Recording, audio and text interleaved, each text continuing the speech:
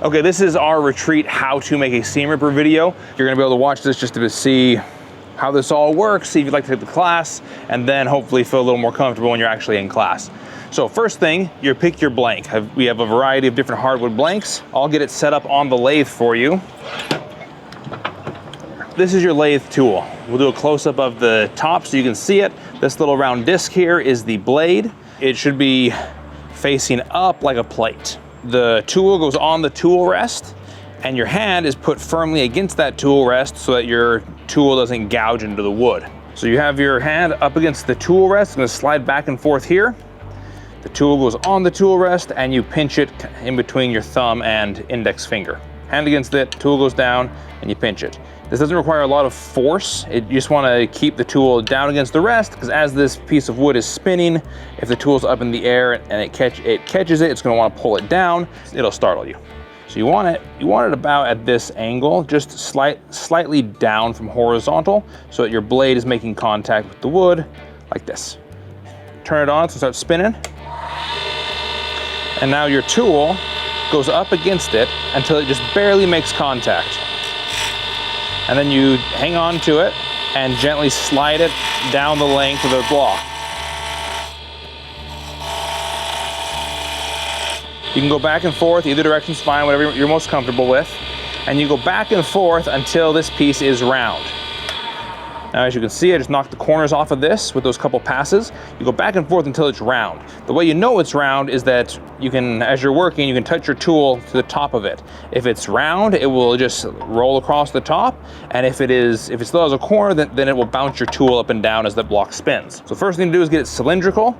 Then we're gonna trim it down to the right size for your seam ripper.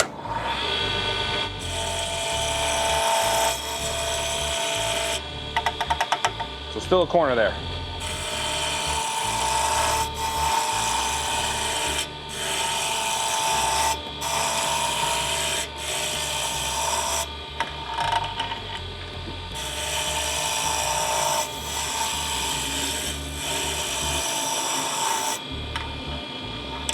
Okay.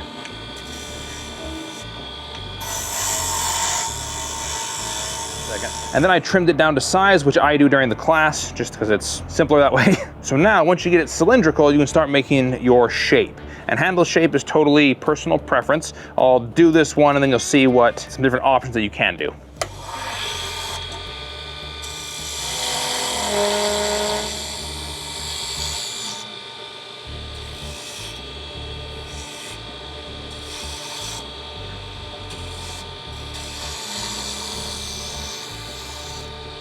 To make this indent, you're just going to take your tool and gently advance it forward, and it will just start to gouge as you saw.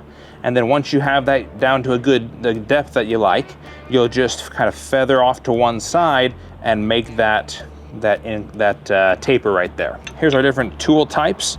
The round one is what I've been using. It's what you do 90% of the work with. There's also the square and the diamond. The square we actually don't use too much, but the diamond can be used for detail work, which I'll show you right now.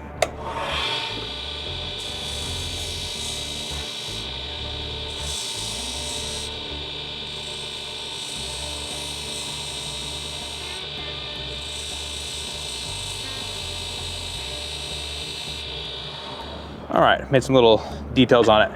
And now we're gonna start sanding to get it nice and smooth, and then we'll polish it up and be done. We're gonna start off with our roughest sandpaper. I'm gonna hold it underneath the piece, and then just run my finger along the edge of it and start to sand it smooth. Now, as you're working, you'll be able to see where you're making contact. It'll make kind of a little line on it, and you'll just run it along, make sure you make contact with the entirety of the piece, including your edges. There we go. Okay, so once you get that smooth, gonna move to our next grit. It's a little finer. Get rid of those big scratches. If you put too much pressure, it will get very warm very quickly. There's a lot of friction going on here.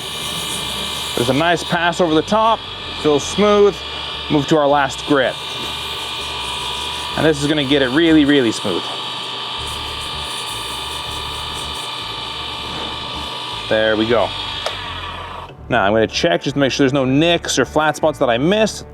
Now for this next step, we're gonna do something called burnishing. I'm gonna take a handful of the sawdust that I've now just created, and we're gonna use this almost like a really fine sandpaper to kind of buff the wood. I'm gonna do the same thing, I'm gonna hold it underneath. I'm gonna kind of cradle the shavings and go back and forth, pressing them up into the wood. I'm pushing up against this.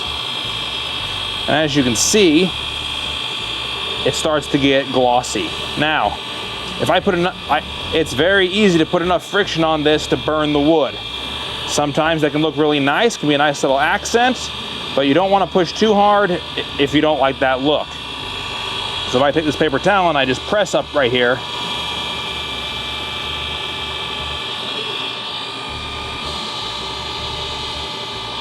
there we go.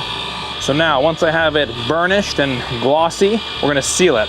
A little bit of sealer goes on the paper towel.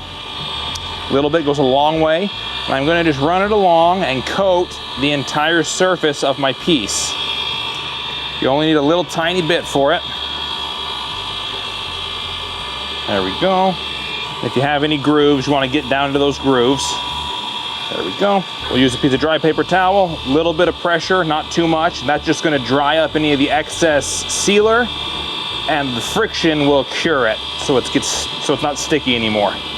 Final step, little block of beeswax over the top, that's all it takes. And then we'll just buff that excess wax off.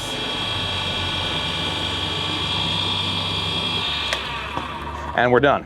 So here we have our seam ripper handle. At this point, all the work is done. So you can see that right there. Now, there's a little bit of hardware that goes into it.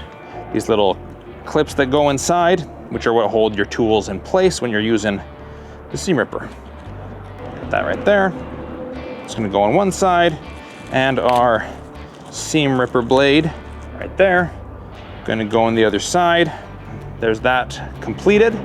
These pull out, just like that. Same with the stiletto. So there you go.